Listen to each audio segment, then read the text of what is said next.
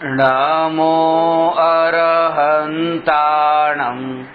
નમો સિદ્ધાણં નમો આયર્યાણં નમો ઉવજ્જાયાણં નમો લોયે સવસાહું.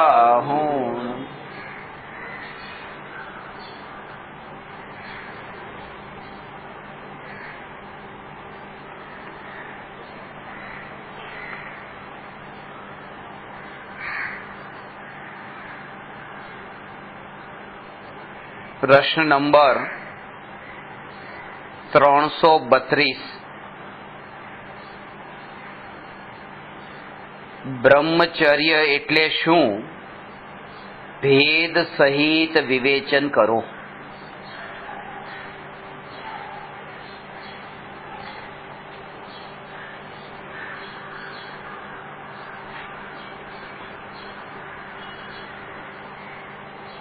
બ્રહ્મનો અર્થ પરમાત્મા છે અને પરમાત્મા ને બે ભાગમાં વિભાજિત કર્યા.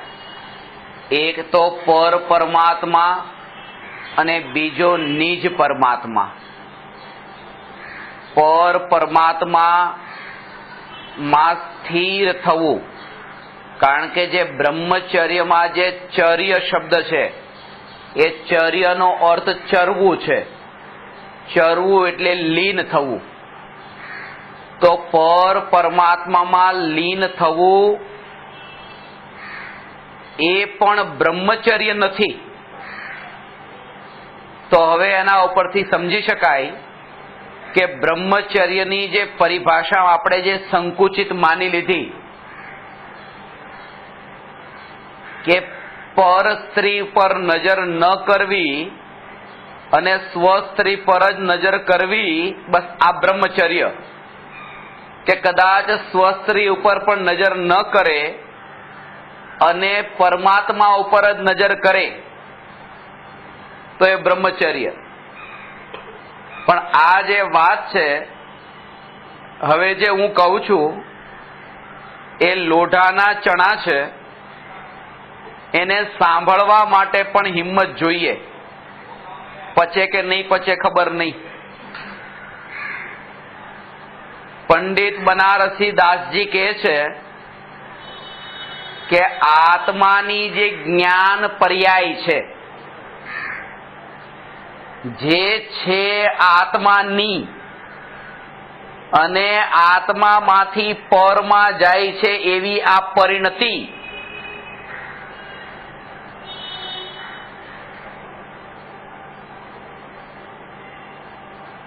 જેમ કોઈ પુરુષની પત્ની એ છે તો પુરુષની,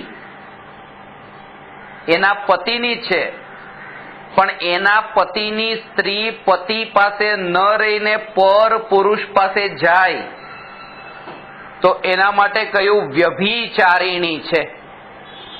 એવી રીતે જે જાણવું જાણવું જાણવું જે ઉપયોગ છે, આ ઉપયોગ તો આત્માનો સ્વભાવ છે. એ આત્માનો ઉપયોગ આત્મામાં લીન ન રહીને પર પદાર્થોમાં લીન થાય છે, પરમાં જાય છે, આ વ્યભિચાર છે. એ પરિણતિ જે પર પરમાત્મામાં લીન થાય છે એ પરિણતિ વ્યભિચારિણી છે. જેમ કોઈ સ્ત્રી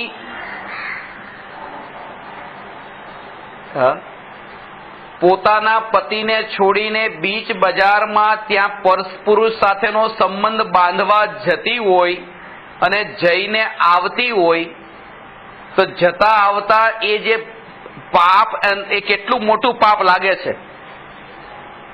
તો જ્યારે ભગવાનના દર્શન કરવા દેરાસરમાં તમે ગયા, એવું લાગ્યું કે આ આત્માનો ઉપયોગ આ પરમાં ગયો, આ વ્યભિચાર કરીને આવ્યો છે. કેટલું મોટું પાપ પુણ્ય, કેટલું મોટો ધર્મ, કેટલું મોટું કામ. એટલે આને સાંભળવા માટે પણ આટલી હિંમત જોઈએ.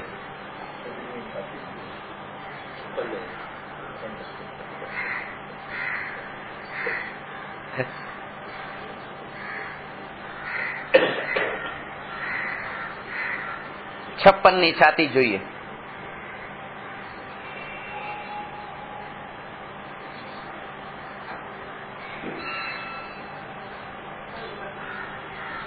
દરિયા જેવું દિલ જોઈએ.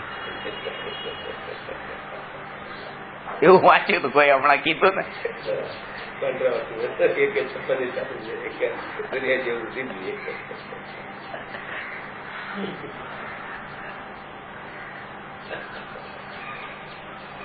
અમે છાપા નથી વાંચતા, પણ જેની સાથે રહીએ એ છાપા સિવાય બીજું કઈ નથી વાંચતા.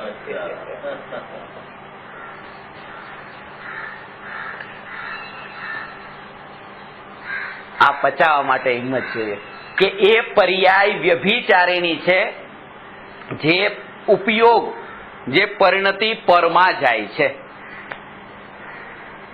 અને આજે જો તમે આ સાંભળ્યું તો એકવાર વિચાર કરતા થશો, વિચાર કરતા થશો તો પછી જે સુખબુદ્ધિ ગાઢ પડેલી હતી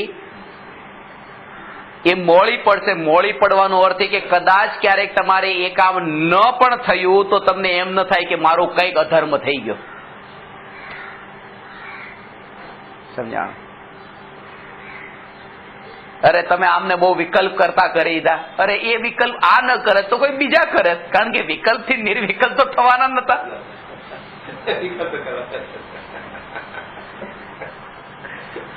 એટલે એ કે તો અહીંયા લીન ન થઈ તો પરમાત્મામાં લીન છે તો ક્યાંક બીજે લીન થાત, પણ ગઈ તો પરમાં છે.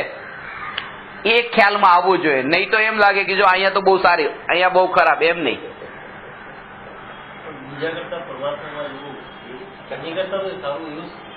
સારું, એના કરતા સારું.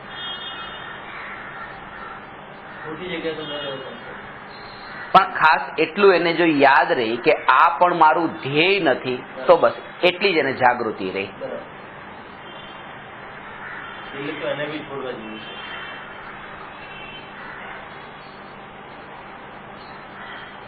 છેલ્લે છોડવા જેવું છે, અને પહેલા તે એમ માનવાનું છે કે છોડવા જેવું છે. છોડે ભલે છેલ્લે, પણ માને તો અત્યારે જ તે, પહેલામાં જ તે કે આ છોડવા યોગ્ય છે. એનું તો ફળ મળે છે કે છેલ્લે છોડે છે.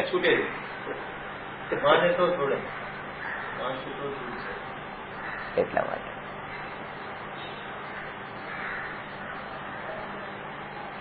અસલી બ્રહ્મચર્યની ચર્ચા તો પછી કરીએ. પેલા તો જે બાહ્યમાં જે બ્રહ્મચર્ય મનાય છે, તો સરળ પડશે અસલી બ્રહ્મચર્ય સમજવું. કે એક વાત તમે જો કે એક આત્મા પોતે પોતાના નિજ સ્વરૂપમાં લીન છે. આ વાત સમજજો, બહુ સૂક્ષ્મ વાત છે. પૂદગલની 20 પર્યાય છે, જે આ સ્પર્શ ગુણની 8 પર્યાય, રસ ગુણની 5 પર્યાય, ગંધ ગુણની 2 પર્યાય, વર્ણ ગુણની 5 પર્યાય, બધા ભેદો છે. પણ એક પુરુષનું શરીર અને આ સ્ત્રીનું શરીર, એનો ખાલી આમ સ્પર્શ થવો, કે આ સ્પર્શ થવાનું નામ કે આ બ્રહ્મચર્ય ભંગ થયું. આટલું માન્યું અત્યારે કે પુરુષ સ્ત્રી સાથે સંપર્કમાં નથી તો કે બ્રહ્મચારી છે.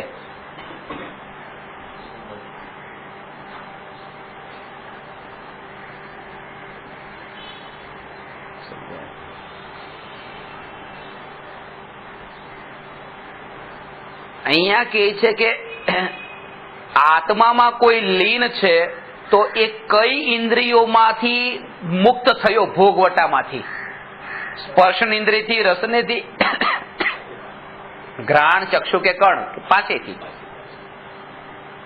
તો એક વાત તો પાકી થઈ કે બ્રહ્મચર્ય એટલે કે આત્મામાં જે લીન છે બ્રહ્મચારી, એ બ્રહ્મચારીનો અર્થ એ તો ન થયો કે સ્પર્શન ઇન્દ્રિયના ભોગથી છૂટો પડ્યો એ બ્રહ્મચારી, એમ ન થયો. પાંચેય ઇન્દ્રિયોથી જે છૂટો પડ્યો એ બ્રહ્મચારી છે, અને આ 12ની પરિભાષા છે, છૂટો પડ્યો. પણ છૂટો પડી ક્યાં ગયો એ તો પછીની વાત છે. પેલા તો એ કે છૂટો પડ્યો એ પરિભાષા પણ આપણે ઊંધી લીધી છે. ખાલી એક પુરુષ સ્ત્રીને ન સ્પર્શે, એક સ્પર્શન ઇન્દ્રિયની વાત જ લીધી. આવું લાગે છે કે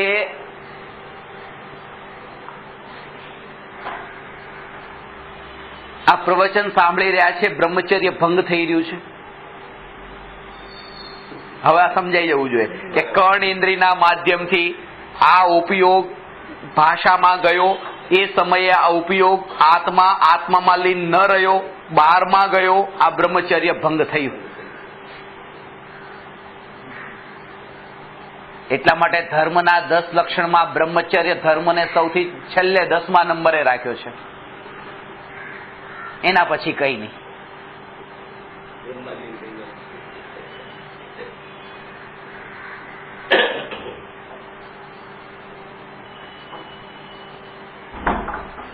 કેવા કેવા પ્રકારે આજે બ્રહ્મચર્ય તો આત્મ સ્વરૂપમાં લીનતાનું નામ છે.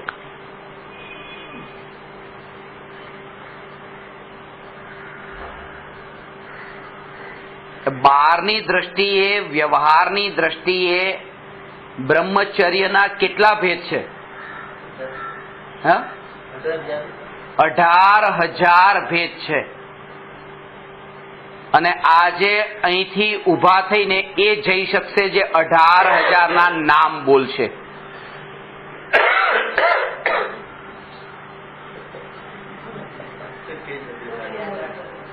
બોલશે. મને ભરોસો છે, બધા ઉપર ભરોસો છે, બોલશો. 17,280. એક થોડુંક છે, 10-15 મિનિટનું ગણિત, એ બધું પતી જશે, તમને બધું સમજાઈ જશે. અઘરું કઈ નથી.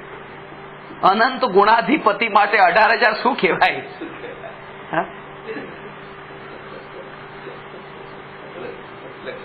પણ આ સમજવાથી બીજો આ ભેદોમાં જવાનું નથી. આપણે શું શીખવાના ભેદો? આમાં જે લાભ જે છે તમને છેલ્લે ખબર પડશે કે જે મૂળ સમજવા જેવું છે આત્મ સાધના માટે. નહીં તો આ ભેદોમાં જવાનું કઈ જરૂર નથી. પણ જો ખરેખર નથી જ તે જરૂર, તો ભાષા સમિતિના ધારક મુનિઓ 18,000 ભેદ શું કામ લખે? જે એક શબ્દ પણ વગર પ્રયોજને બોલતા નથી, લખતા નથી. ભાષા સમિતિના ધારક ભાવલિંગી મુનિએ આ ભેદો લખ્યા છે. શું કામ બતાવે? એટલા માટે એક વાત યાદ રાખજો કે જે વાત તમને ન સમજાતી હોય કે જો કહી દીધું કે આના ભેદોમાં શું જવાથી લાભ, તમને નથી સમજાણું એટલે બોલો છો. એ કોઈના માટે ઉપયોગી બની શકે છે, હોઈ શકે તમારા માટે અત્યારે એ નથી, તમારી એ સ્થિતિ નથી. પણ જીનાગમના એક પણ વાક્યમાં એમ ન થાય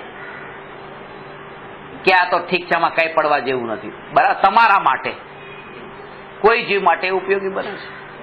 તો 17,280 ભેદ છે એ ચેતનથી સંબંધિત છે, લિવિંગ.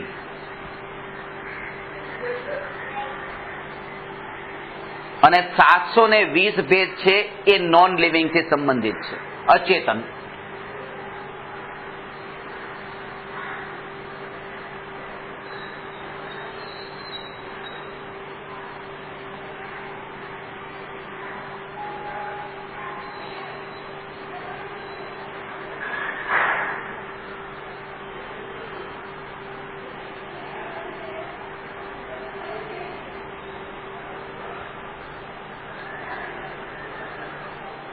હવે જો આ 17,280 ભેદ, આને સરળ ભાષામાં તમને યાદ રાખવા માટે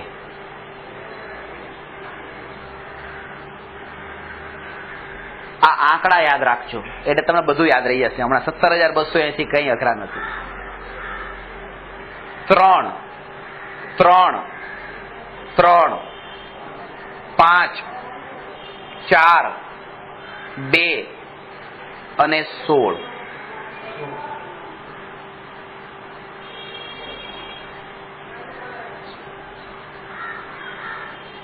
એટલે 3, 3, 3 એ 333 અને 5, 4, 2 542. 333, 542 અને 16.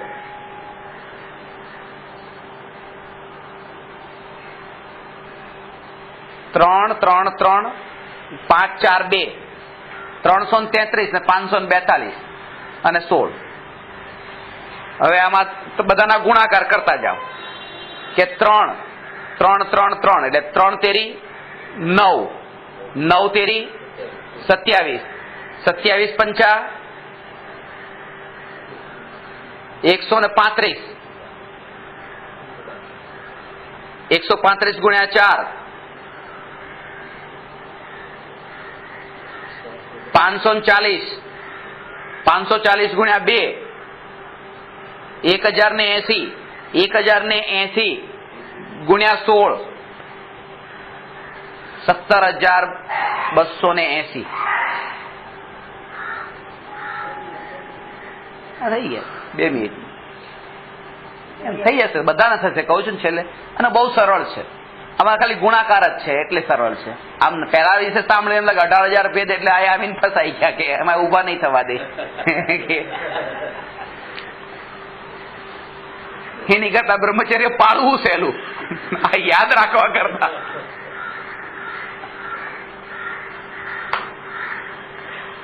ત્રણ 3 તેરી 9, 9 તેરી 27, 27 ગુણ્યા 5 135, 135 ગુણ્યા 4 500 અને એને ગુણ્યા 2 1080. તો વેપારી છો એટલે તમે એને ગુણ્યા 16 17,280. હવે આ 3, 3, 3 શું છે? 3 પહેલું સ્ત્રી એટલે કે મનુષ્ય, દેવ અને તિર્યંચ, આ 3 એટલે કે 3 પ્રકારથી ભોગના 3 આજે છે ને મુનિરાજ 18,000 પ્રકારના શીલનું પાલન કરે છે. એનો અર્થ એ છે કે કોઈને મનુષ્યને મનુષ્ય સાથે પણ ભોગના ભાવ આવે, મનુષ્યને દેવતાઓ સાથે પણ દેવીઓ સાથે પણ ભોગના ભાવ આવે, અને મનુષ્યને તિર્યંચ સાથે પણ ભોગના ભાવ આવે. એટલે આ 3, 3, 3 જે કીધા એમાં પહેલો 3 એ આ 3 ગતિના જીવ, મનુષ્ય, દેવ અને તિર્યંચ.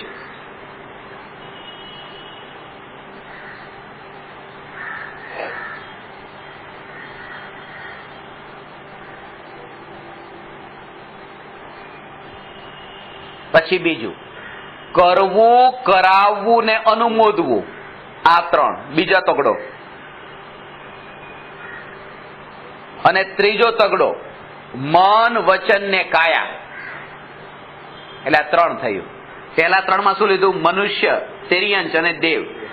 બીજા 3 માં કરવું, કરાવવું, અનુમોદવું. ત્રીજા 3 માં મન, વચન ને કાયા.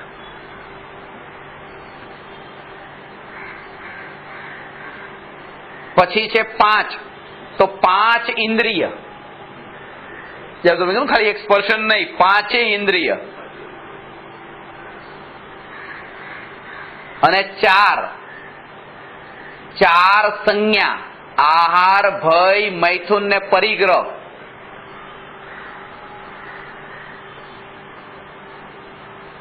અને 2 4 પછી 2 દ્રવ્યથી અને ભાવથી.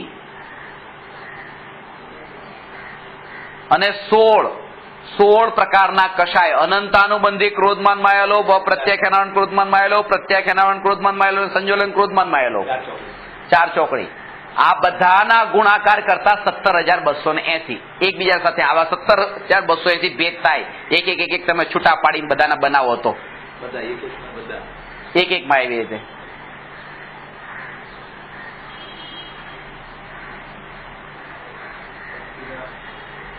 જેમ આમ કીધું કે મન, વચન ને કાયા, કરવું, કરાવવું, અનુમોદવું, આ 3 કર્યા તો 3 ના 9 થઈ ગયા. એમ મનથી કરવું, વચનથી કરવું, કાયાથી કરવું, મનથી કરાવવું, વચનથી કરાવવું, કાયાથી કરાવવું, મનથી અનુમોદના કરવી, વચનથી અનુમોદના કરવી, કાયાથી અનુમોદના કરવી. આજે 9 વાક્ય બની ગયા. મન, વચન, કાયા, કરવું, કરાવવું, અનુમોદવું. આ ખાલી હતું 3, પણ એના આ રીતે એ બધામાં 17,280 ભેદ થયા. હવે બતાવો પહેલા 3 માં શું લેવાનું? મનુષ્ય, તિર્યંચ ને દેવ. બીજા 3 માં કરવું, કરાવવું, અનુમોદવું. ત્રીજા 3 માં મન, વચન, કાયા. પછી 5 માં 5 ઇન્દ્રિય. 4 માં 4 સંજ્ઞા. 2 માં દ્રવ્યથી ને ભાવથી. અને 16 માં 16 પ્રકારના કશાય. આ બધાનો ગુણાકાર કરતા 17,280 થઈ ગયા કે નહીં યાર? કારણ કે હું એની ખાતરી ન લઉં કે ખબર હોય કે અહીંયા ગડબડ થવાની છે તો શું કામ પ્રોમિસ કરવાનું? આ પ્રોમિસ પહેલેથી કરેલું હતું એટલે ખબર હતી આ તો થઈ જશે. કારણ કે આ બધું કરવું, કરાવવું, અનુમોદવું, આ બધું તમે પેલા કરેલું છે ને. એ સિવાય બીજું શું કર્યું છે? ચાકુ બનાવો ને ચાકુ આપો ને અનુમોદના કરો ને આ બધું આ સિવાય કર્યું છે શું?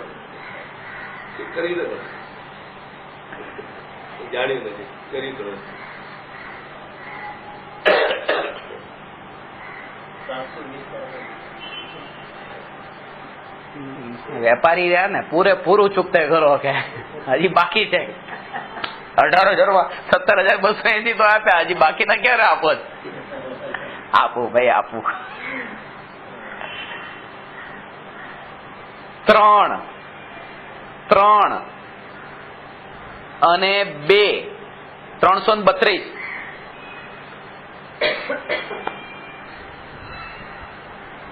3 3 ને 2 332 અને 5 4 ને 2 542. 16 વાળું નહીં આવે તો 3 અને 3 અને 3 નહીં 2 તો 3 તેરી 9 9 દુ 18 18 પંચા 90 90 ચોકું 360 અને 360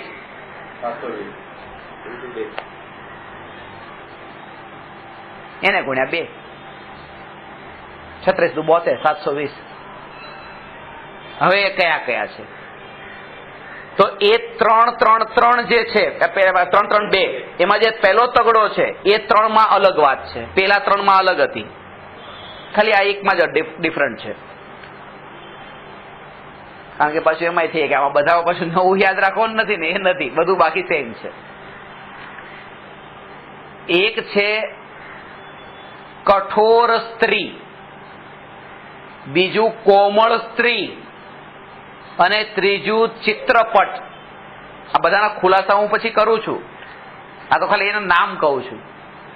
કોમળ સ્ત્રી આ અચેતનમાં, કઠોર સ્ત્રી અને ચિત્રપટ આ 3. એમાં કરવું, કરાવવું, અનુમોદવું બીજા તગડામાં. અને ત્રીજું છે 2 એમાં મન અને વચન કાયા નહીં આવે એમાં.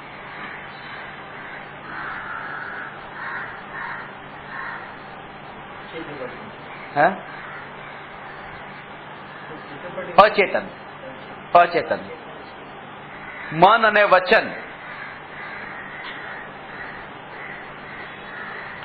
અને 5 ઇન્દ્રિય, 4 સંજ્ઞા, દ્રવ્ય ને ભાવ. આહાર, ભય, મૈથુન ને પરિગ્રહ. આ બધું તમે વિચાર કરો કે આ બ્રહ્મચર્યમાં પરિગ્રહ ક્યાં આવી ગયો? એક બાજુ બ્રહ્મચર્યના પરિગ્રહ, પણ આની પાછળના બધા કારણો છે કે તમે સૂક્ષ્મ રૂપે જયારે જોશો ને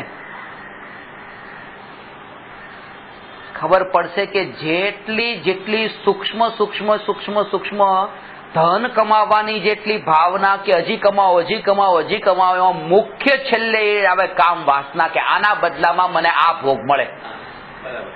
એટલો પ્રસિદ્ધ થાવ, ખ્યાતિ વધે, આ થાય, પણ છેલ્લે એને ક્યાં કે અહીંયા આવીને અટકે છે. એટલા માટે સૌથી વેદનો સ્ત્રી વેદ પુરુષ નપુંસક સૌથી છેલ્લે જાય.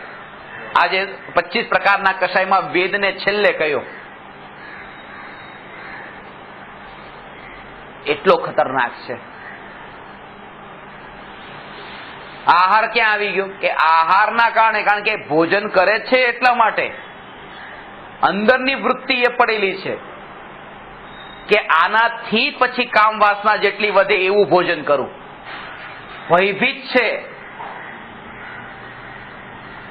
કે આ સુંદર સ્ત્રી મળી એ જતી રહેશે તો એનો ભય પણ છે, પણ એમાં મુખ્ય ભાવ તો ભોગનો ભાવ છે. ભય થયો કેમ?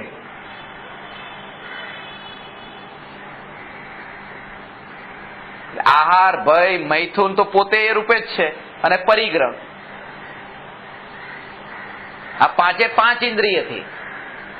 એટલા માટે જે આ પાંચ ઇન્દ્રિય પણ એમાં આવી. સ્વર્ગના દેવોની જે વાત કરી કે નીચેથી જે મેં ઉપરના સ્વર્ગમાં જાય ત્યાં પછી એવી રીતે આ ભોગ નથી.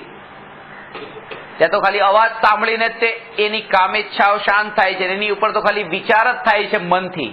ઇન્દ્રિય પણ નહીં, કર્ણેન્દ્રિય પણ નહીં. ચક્ષુ ઇન્દ્રિયથી પેલા દેખીને, એના ઉપર પછી એવી રીતે સાંભળીને, અવાજ સાંભળીને દેવી દેવતાનો, દેવ દેવીનો, અને એની ઉપર વિચારો કરીને એની ઉપર એ ભાવ જ નથી થતો.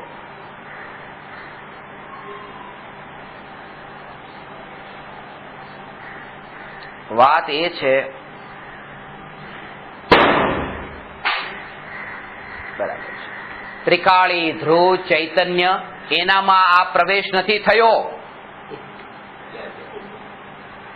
આ જે વેદનમાં આવ્યું, આ એક સમયની પર્યાયનું વ્યક્ત સ્વરૂપ, આ ત્રિકાળી હાજર છે. સમજાણું? શરૂઆત હજી બીજાને ત્યાંથી તો શરૂઆત કરો. પોતાના ઘરમાં તૂટે ત્યારે તો પછી થાય. શરૂઆત ક્યાંકથી ચાલુ તો કરશું તો અભ્યાસથી ત્યાં ખબર પડશે. તમારા ઘરમાં આવું થયું હોય તો તમે ઉભા થાવ કે નહીં એકવાર?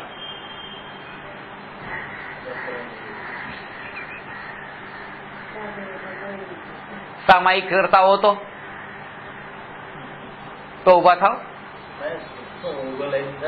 થઈ શકે તો પછી એના માટે આ જરૂર આમ આમ કરતા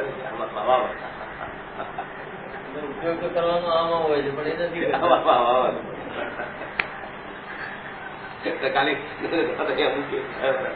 ખાલી લાયસન્સ. પણ આ છે 17,280 અને 720 પેજ જે છે,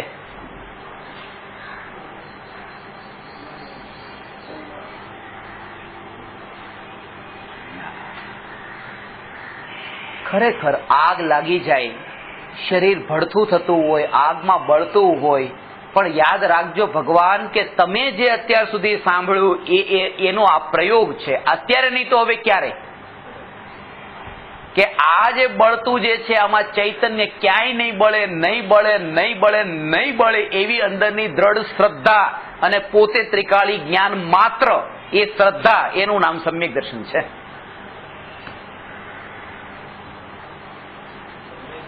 અનંત કાળ માટેની આ નિશ્ચિંતા છે.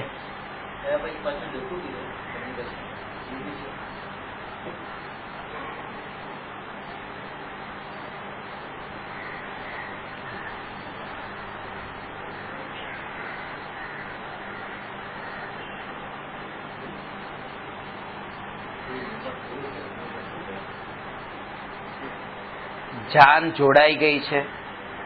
સારા મુહૂર્તમાં જાન જોડી નીકળ્યા છીએ લગ્ન કરવા માટે.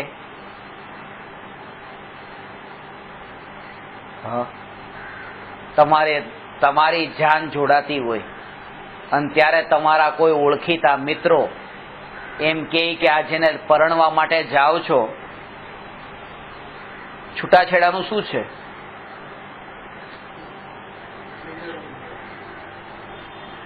તમે કહેશો એ ભાઈ બંધ થાય ને અત્યારે?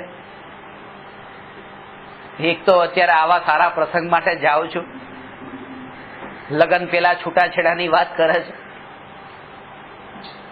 હજી સમ્યક દર્શન થયું નથી, છૂટવાની વાત કરો છો. વાત એ છે, આ તો મુખ્ય વાત છે. આ પ્રશ્ન થવો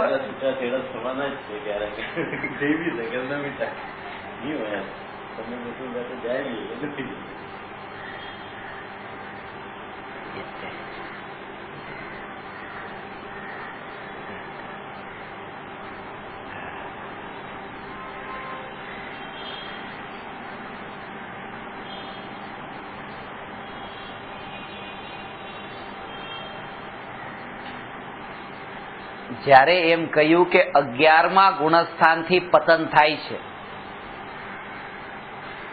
ને પહેલા ગુણસ્થાનમાં નિગોદમાં પણ જાય છે, તો 11મા ગુણસ્થાનમાં સમ્યક દર્શન વગર પહોંચી ગયા, અને પહેલા ગુણસ્થાનમાં સમ્યક દર્શન લઈને ગયા હતા નિગોદમાં. સીધી વાત છે, છૂટી જાય છે. પણ વાત એ છે કે એ છૂટવું કયું નથી. તમને એમ લાગશે આ કોન્ટ્રાડિક્ટ પાછું આવું કેમ, એક બાજુ કે છૂટી જાય છે, પણ એમાં ભાવ સમજજો. જેમ છોકરો એ પડી ગયો પણ પડ્યો નથી સાયકલ ઉપરથી, પાછો ચડી ગયો ને, એ અર્ધપુદ્ગલ પરાવર્તન કાળમાં પાછું થઈ જાય છે. અને અનંત અનંત અનંત કાળ જે વીત્યો એની બરાબરીમાં અર્ધપુદ્ગલ પરાવર્તન કાળ કઈ નથી. એટલા માટે એમ કહેવાય છે કે છૂટતું નથી.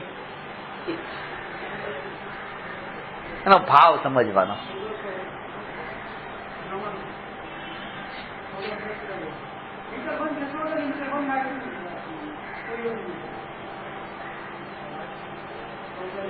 $17,280 333 542 આ યાદ રાખી લેજો. હવે બધાને એક એકને પૂછું છું. 333 542 અને 16. પેલા 3 માં શું લીધું? મનુષ્ય, તિર્યન, દેવ. બીજા 3 માં મન, વચન, કાયા. ત્રીજા 3 માં કરવું, કરાવવાનું, મોદવું અને મન, વચન ને કાયા. બરાબર. પછી ચોથું માં આવ્યું 5 ઇન્દ્રિયમાં, 5 ઇન્દ્રિય. પછી 4 સંજ્ઞા, પછી દ્રવ્ય ને ભાવ અને કશાય. હવે અચેતનમાં કયો આંકડો યાદ રાખવાનો? 332 542.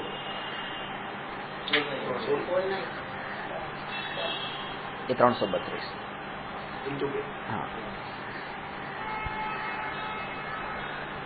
એટલે જે નિરૂપણ પેલા ત્યાં કર્યું છે ને તે અચેતનના ભેદથી કર્યું છે. આ બધું લિંક છે એની. એમાં 300 અચેતન પછી સચેતન, એટલે 720 પેલા ગયા અને પછી ચેતનમાં ગયા.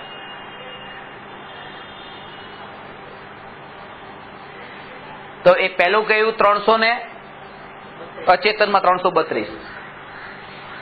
આ જયારે આમ પ્રશ્ન બનતા હતા ને, આ પ્રશ્ન નંબર આજે 332 છે. આનું લિંક આ એ વખતે આની સાથે લિંક જોડી 332. આ 332 નો આંકડો.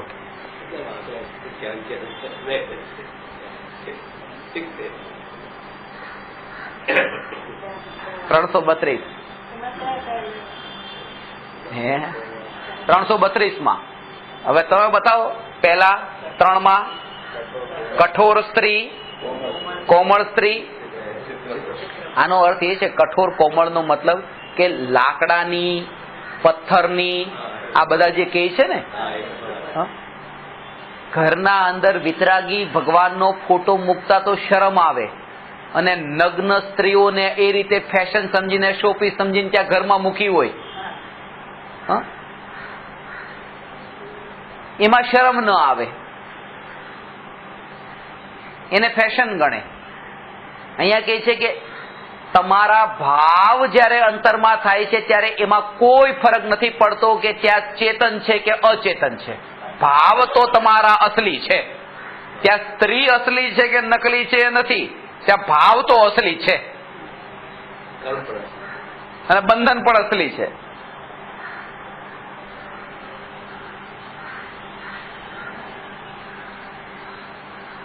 ફિલ્મમાં જે નાટક છે એ તો નકલી છે. બે એ હીરો ને વિલન જે ફાઇટ કરે છે નકલી છે.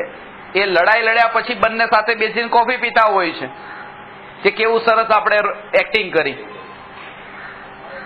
હકીકત થોડું છે. અમિતાભ બચ્ચને ને પેલું વાગ્યું હતું ને, એક જોયું છે, એ સિવાય બીજું બધું હા યાદ નથી રહેતું. યાદ શક્તિ ઘટી ગઈ છે. કેટલા વર્ષ પહેલા?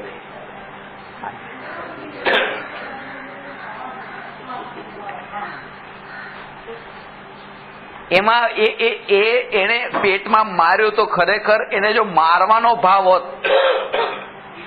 તો વાગ્યા પછી એ વ્યક્તિએ તે કેટલી પ્રાર્થના ને પ્રતિજ્ઞા ને બાધાઓને કેટલું લીધું કે એને સારું થઈ જાય, કે અંદરનો ભાવ કઈ હતો જ નહીં એવો. એ તો એક્ટિંગ હતી પણ અસલમાં થઈ ગયું, પણ હતું તો બધું નકલી એમ. આમાં વાત એક એવી છે કે જે અજ્ઞાની ટીવી ઉપર જયારે દેખે છે ત્યારે એ નકલીને દેખે છે બધું, પણ નકલીમાં જે ભાવ એને થાય છે, મારે હજી આમ કરે, એ અસલી થાય છે. હવે નકલીમાં પણ અસલી ભાવ થાય તો થોડાક ઓછા કરમ બંધાવા જોઈએ કે નહીં?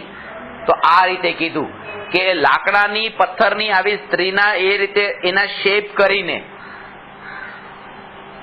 ઘણી જગ્યાએ આવી રીતે સ્ત્રીની મૂર્તિને એવી રીતે રાખી દીધું હોય છે. એક કઠોર, એક એ થયું, અને બીજું કોમળ સ્ત્રી અચેતનમાં.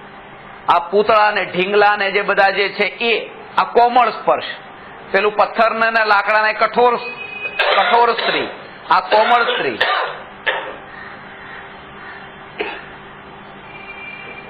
અને ચિત્રપટ, આ ચિત્રમાં પણ અહીંયા આવે એ કઈ છે, આ સ્ત્રી કેમ કહ્યું, પુરુષ નહીં કહ્યું. આના ઉપરથી એક બીજું પણ રહસ્ય સમજવા જેવું છે કે મુનિરાજ આ 18,000 પ્રકારના શીલનું પાલન કરે છે.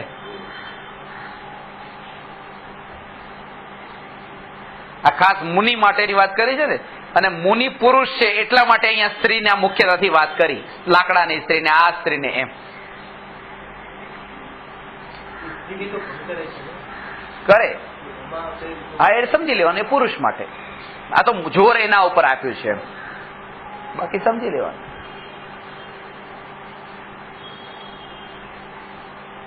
હવે વાત સમજાણી ને કે સામે ભગવાન તો છે નહીં, આના ઉપરથી આવું સામે હોય નકલી અને ભાવ થાય અસલી. આવા કરમ બંધાય. આવું ગણિત કેવું કે નકલી થઈ સામે છે અને કરમ તો પાછા અસલી બંધાય છે. કે ભાઈ જો આ નિયમ છે તો ધન્ય સમજો, નહીં તો તમારા બધા દેવ દર્શન બંધ થઈ જાત. કારણ કે ત્યાંય તે મૂર્તિ તો છે નકલી, ભગવાન ક્યાં છે? પણ તમારા જે ભાવ છે એ અસલી છે, એટલા માટે એ ભાવથી તમે નિજ પરમાત્માના દર્શન સુધી પહોંચી શકો છો. આ તો વચ્ચે સાધન હતું, એના વગર અંદર જવાતું નતું. જો ફાયદો છે તો નુકસાન છે, તો ફાયદો છે ને પાછો. પણ જેને પાપમાં રસ છે એને પેલું નુકસાન દેખાતું હોય. નકલીમાં અસલી કરમ શું કામ બંધાય? દીકરાનો ફોટો રાખીએ તો દીકરો અમેરિકા છે, ફોટો જોઈને જે ભાવ થાય છે રાગના, મારો દીકરો, તો એ તો ત્યાં છે જ નહીં, પણ તો એ ભાવ અસલમાં થઈ રહ્યો છે. આના ઉપરથી શું સમજવાનું છે? સાર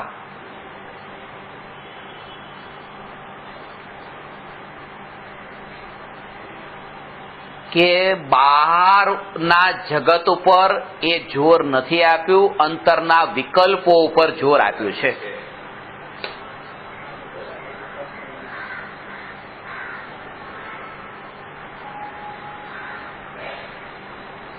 એટલે લગ્ન નથી કર્યા એના ઉપર જોર નથી આપ્યું,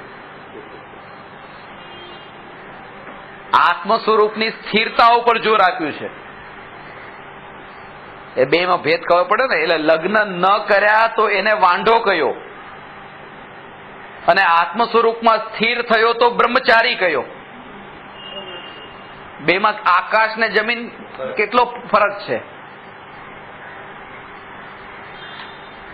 હોઈ શકે ત્યાં ન મળતું હોય, પણ આ તો એની સમજણ પૂર્વક વ્યવહારથી પણ કહીએ તો કે આટલા એને મળ્યા છે જીવનમાં ઓપોર્ચ્યુનિટી, કે આટલી છોકરીઓ મળે છે, તેમ છતાં પણ કે ના, મારે લગ્ન નથી કરવા.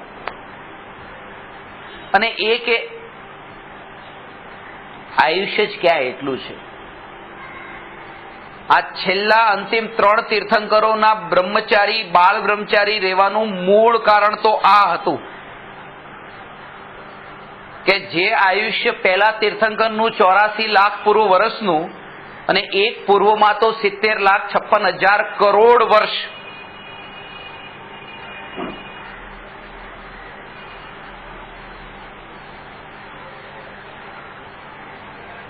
અને છેલ્લા તીર્થંકરનું આયુષ્ય 72 વર્ષ.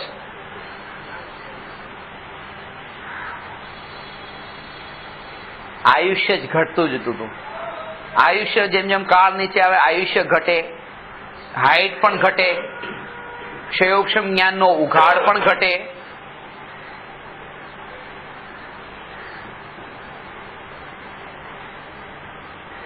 અને હજુ પણ ધીરે ધીરે ધીરે ધીરે હજી ઘટશે.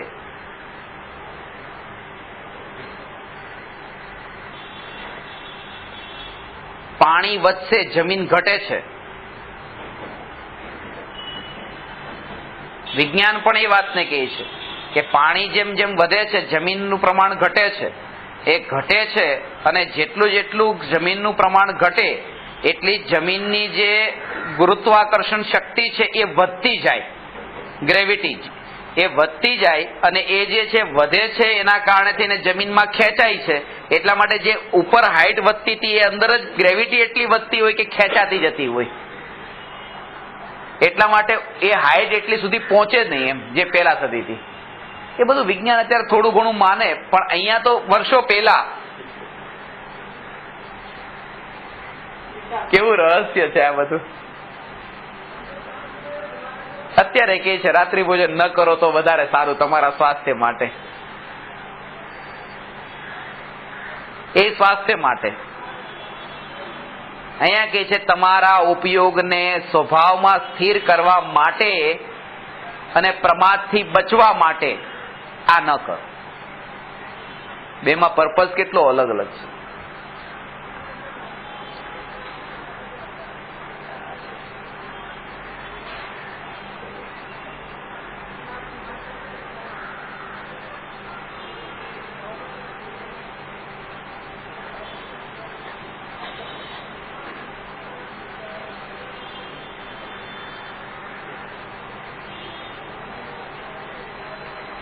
આહારની સંજ્ઞા છે અને કર્ણેન્દ્રિય, આ બધા તમે જોવો તો એમ કનેક્શન સાથે જોડો 5 ઇન્દ્રિયમાં 5 ઇન્દ્રિય કર્ણેન્દ્રિય છે.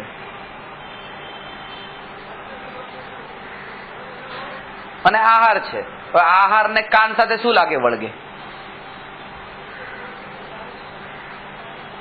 પણ વાત એ છે કે પત્નીએ એમ કહ્યું કે આજે મેં હલવો બનાવ્યો છે,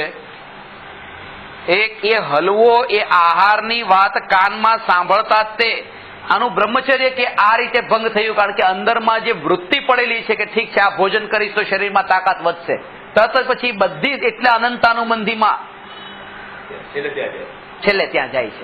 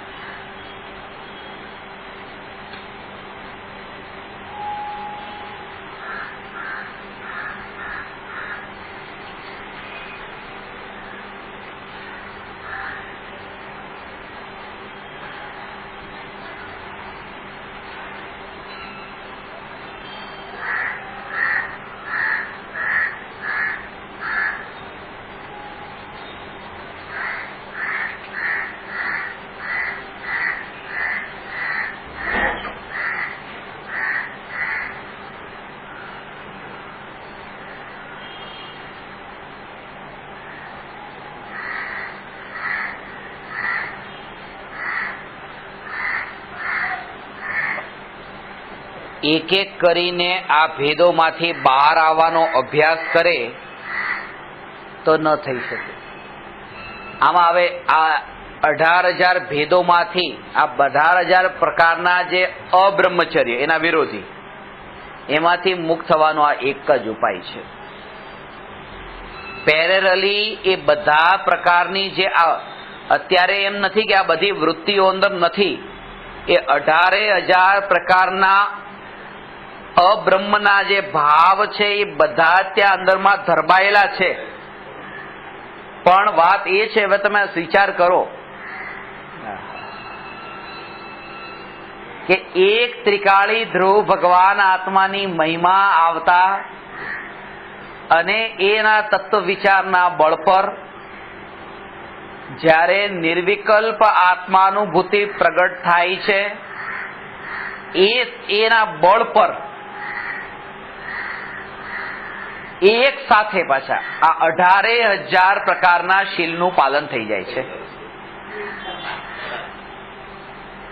આ 100 સુનાર કી એક લોહાર કી, લોહારનો એક ઘા જ બધું પતાવી દે છે, પછી આ સોનીનો એ ઘા શું કામ મારવો એક એક કરીને? એક ત્રિકાળી ધ્રુવ ચૈતન્ય સ્વભાવી ભગવાન આત્માના આશ્રયથી, આ તો બ્રહ્મચર્યના પાછા ભેદની વાત કરી. એ રીતે પાછું આ એક ધર્મ નહીં, એક ક્ષમા, માર્દવ, આર્જવ, શૌચ, સત્ય, સંયમ, તપ, ત્યાગ, આ બધા ધર્મ પ્રગટે છે પાછા. અને આ તો 10 તો લક્ષણ કયા છે. આવા તો અનંત ધર્મો એક સાથે પ્રગટ થાય. એક ત્રિકાળી ધ્રુવ ભગવાન આત્માની, અને એનો પહેલો પાયો જેનો એ કે દરેક ક્ષણે આ જાગૃતિ.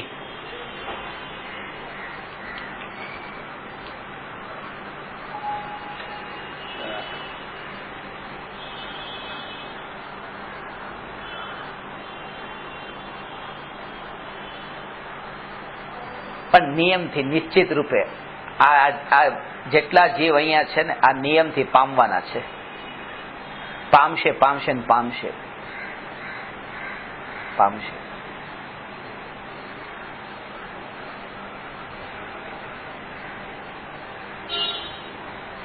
યાદ કરશો ને કેવા રૂપે? શું યાદ કરશો?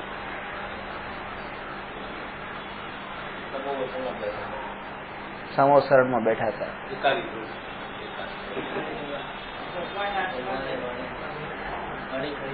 યાદ કરજો, ભૂલી નહીં જતા.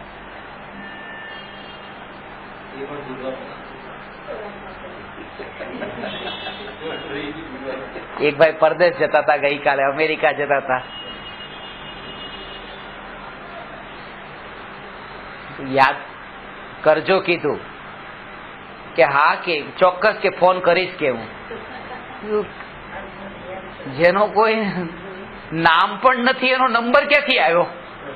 આત્માનું નામ જ નથી, આ તો ખાલી કીધું તો આ નંબર આવ્યો ક્યાંથી? કે આત્માની વાત કરતા હતા, હું સમજો તમારી.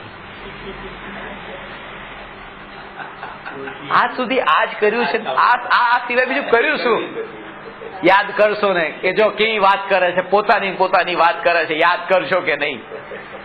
અરે ભાઈ, અહીંયા તો કે અહીંયા ભૂલો આ બધું તો ભૂલો. હવે સમોસરણમાં બેઠા હતા ને બધું ભૂલજો. અંતર જ્યારે ત્યાં સમોસરણમાં બેઠા હતા ત્યારે ચૈતન્યપણું પોતાના ચૈતન્યપણાની બહાર ક્યાંય જઈને બેઠું નતું, એવો ભગવાન આત્મા હું. આ યાદ રહે, બસ બીજું કઈ નહીં જોઈએ.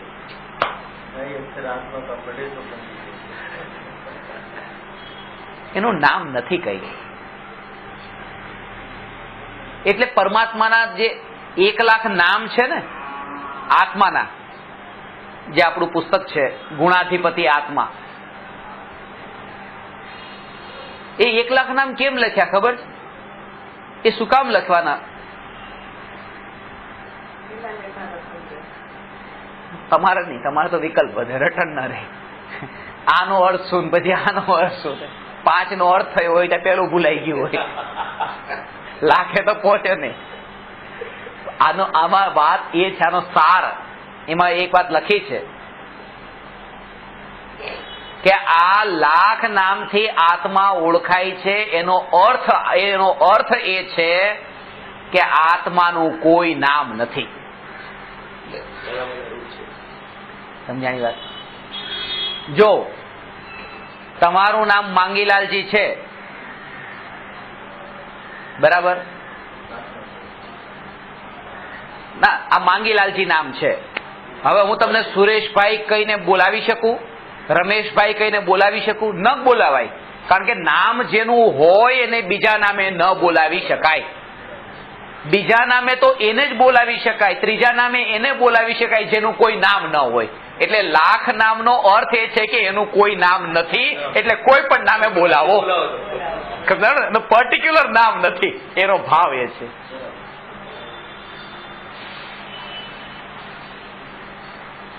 સમજાણો? આપણે તમે આટલા બધા નામ આત્માના છે. અમે તો સાંભળ્યું હતું કે એક પણ નામ નથી, એનું તો કોઈ નામ હોતું નથી. અરે એનું કોઈ નામ હોતું નથી એ તો આ વાતને બતાવે છે કે આટલા નામથી બોલાવી શકો, કારણ કે એનું કોઈ પર્ટિક્યુલર નામ નથી.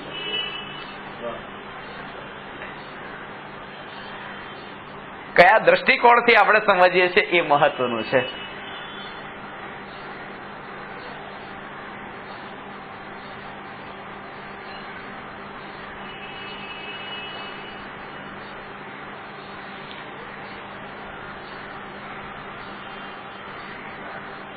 નામ છે 108 પારસનાથ જે એ ખાલી નામ જ છે, પારસનાથ તો એક જ છે. પારસનાથ એક જ છે. અને નામ અલગ અલગ છે. પારસનાથ તો એક જ છે. અરે પારસનાથ એક છે એમ નહીં, પારસનાથ ને મહાવીર ને આદિનાથ ને એ એક જ છે. અને આદિનાથ શું, આદિનાથ ને હું ને નિગોદ એ એક જ છે. આજે બધું એક છે, કારણ કે પરમાત્મા તો એક છે, પણ એના ભેદ કેટલા પાડ્યા કે ચલો હજી પણ એટલું તો સમજાતું હતું કે આદિનાથ ને પારસનાથ, તો પારસનાથ ભેદ એટલે ઘણે કે નાકોડા પારસનાથ ને ઘંટાકર્ણ કયા કયા પારસનાથ? 1008 છે ને, 108 1008 થઈ ગયા છે. 1008 થઈ ગયા, 108 થશે. પણ એમાં એક પણ એ નહીં હોય વિતરાગી પારસનાથ, જાત જાતના થઈ ગયા છે. વિતરાગી જે ખરેખર હતા ભગવાન, એ તો નામ જ નહીં આવ્યું કે વિતરાગી પારસનાથ.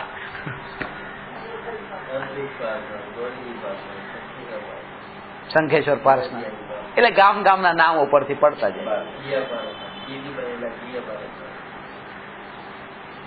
થાય હજી તો જે પછી જે મંદિરો બનાવતા હશે પારસનાથ ભગવાનના, અને ચમત્કારના ઉપર નામ બની ગયા એમ નહીં, ચમત્કારના કારણે જ પારસનાથને પસંદ કર્યા, કારણ કે એમને જ તે દેવી દેવતા બચાવવા આવ્યા હતા, રક્ષા કરવા. બાકી 23 તીર્થંકરોમાં ક્યાંય આવું થયું નહીં. આદિનાથ ભગવાન પણ એટલા હતા, પણ રોટલીની વ્યવસ્થા કરવા માટે કોઈ દેવતા નહીં આવ્યા. વર્ષી તપ થયું, પણ અહીંયા તો આવી ગયા તાત્કાલિક. પારસનાથ પારસનાથ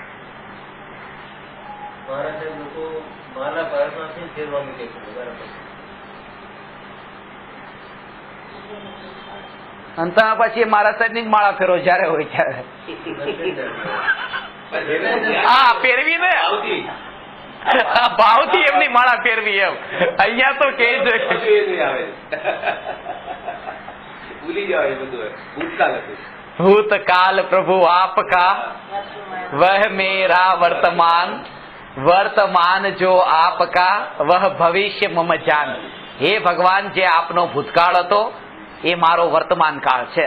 આ ભૂતકાળમાં મારા જેવા હતા, હું આવો જ. વર્તમાન જો આપકા, વર્તમાનમાં આપ જેવા છો એવો હું ભવિષ્યમાં થવાનો છું.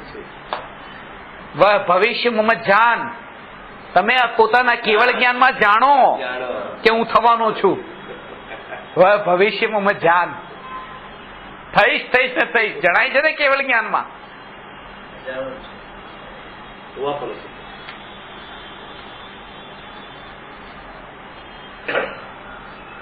તો આ રીતે 332માં પ્રશ્ન પર સામાન્ય ચર્ચા થઈ છે. મૂળ વાત તો એ છે કે ચૈતન્યપણાની જાગૃતિ રહે. ચૈતન્ય જાગતો જીવ ઉભો છે, આ ચૈતન્ય પુરુષ. આત્મામાં જે રાગનો ભાવ ઉત્પન્ન થાય છે એ વિકલ્પ કયો? સાર હવે સમજવાનો છે. સાર સાર કહું એટલે પછી એ સમય સાર બધું આવી ગયું, પ્રવચન સાર ને નિયમ સાર.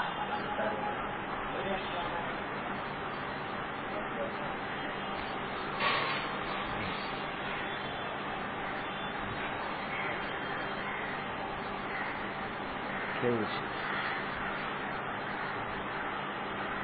આખા પ્રવચનમાં ઊંઘતા હોય ને એને સાર કહું ત્યારે પછી 5 મિનિટ જાગી જવું. પણ તમે વિચાર કરો કે પરમાત્માની દિવ્ય ધ્વનિમાં તો બધું જ સાર હતું અને એ બધામાં પણ ઊંઘતો જ રહ્યો. કેવું છે આજે આના ઉપરથી એક વાત પાકી, હોનહાર ઉપર જ છોડવાનું છે, બાકી નહીં તો આપણે બધા બસ પોતા પાઠક છે આ જીવને છે કે એની હોનહાર. ચલો જવા દો, અહીંયા જલસા કરો ને અતિન્દ્રિય આનંદના.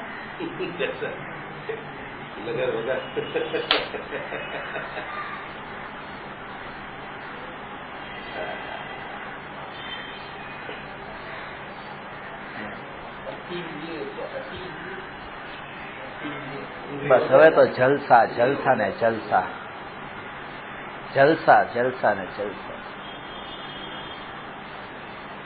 તમે સાંભળ્યું જલસા, પણ તમને આ ભાવ નહીં ખ્યાલમાં આવ્યો એટલે હું દર વખતે ખુલાસા કરવાનું કહું છું એટલે કરી નાખું. જલસા, જલ એટલે પાણી, સા એટલે જેવું, જલસા. પાણી જેવું નિર્મળ એવો આ ચૈતન્ય સ્વભાવ નિર્મળ. પાણી ઉપર મેલ હોય પણ પાણીમાં એકમેક થાય નહીં, પાણીથી જુદો જ તે. એ ત્યાં રાગના વિકલ્પથી ચૈતન્ય જુદો, આ જલસા.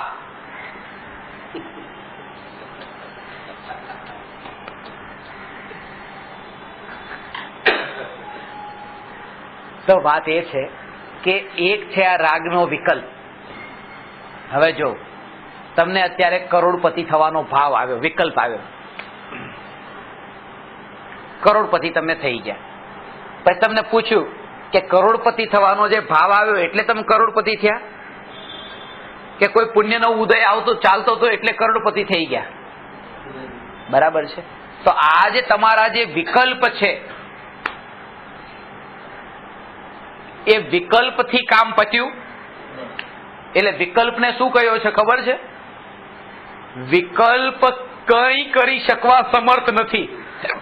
વિકલ્પ ચાલે છે ક્યાં? એટલે વિકલ્પમાં તાકાત જ નથી, એટલે વિકલ્પને નપુંસક કહ્યો છે.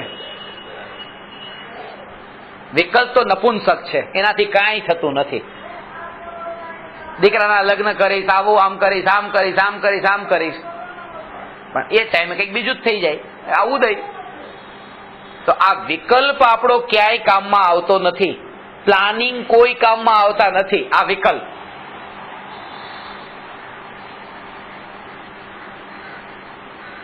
મૈસૂર જવાના વિકલ્પ કે બેલગાંવ જવાના વિકલ્પ, પણ વિકલ્પથી ક્યાં કામ થાય છે?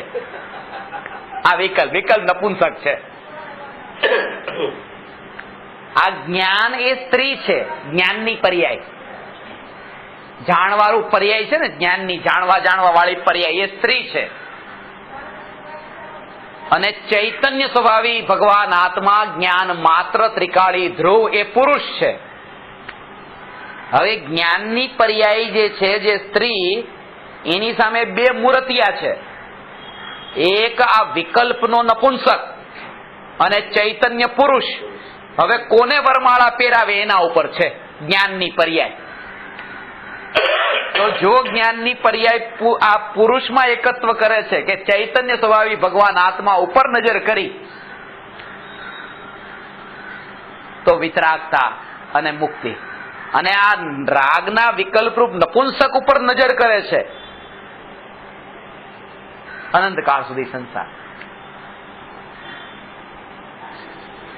એનો અર્થ એ થયો, સમજાણી વાત. આ હું જ્યારે તમને કહું છું ને એનો ભાવ હવે શું, કે તમે મને ફરિયાદ કરી કે તમારા આત્મામાં હમણાં થોડા સમયથી બહુ વિકલ્પો ઉત્પન્ન થાય છે. જે સમયે વિકલ્પ ઉત્પન્ન થાય છે એ સમયે ત્રિકાળી ધ્રુવ ચૈતન્ય સ્વભાવી ભગવાન આત્મા છે, હાજર છે ત્યાં. પણ જ્ઞાનની પર્યાય જે રસ લઈને ક્યાં ગઈ, ત્યાં વિકલ્પ થાય છે, વિકલ્પ થાય છે, એને અનુભવે છે. આ જે ચૈતન્ય હાજર છે, દ્રષ્ટિ ત્યાં કેમ નથી જતી? એ પણ છે ને.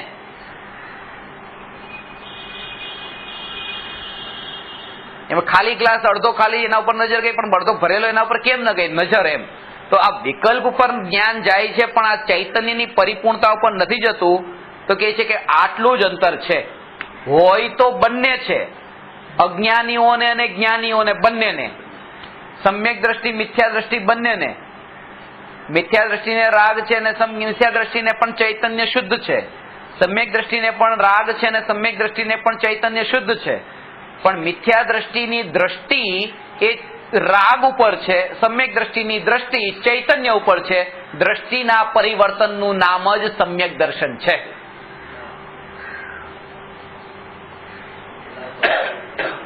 આ સાર આવી ગયો. અને એ ચૈતન્ય સ્વભાવ ઉપર દ્રષ્ટિ જાય અને એમાં સ્થિર થાય એનું નામ બ્રહ્મચર્ય છે.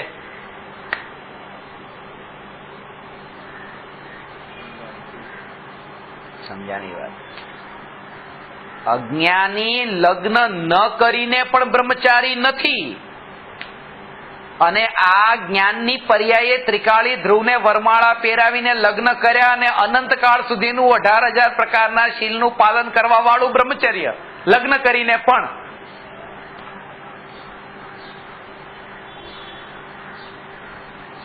એટલે કે મુક્તિરૂપી લક્ષ્મીનો વલ્લભ થાય છે. નિયમ સાર. પદ્મપ્રભ મલતારી દેવ.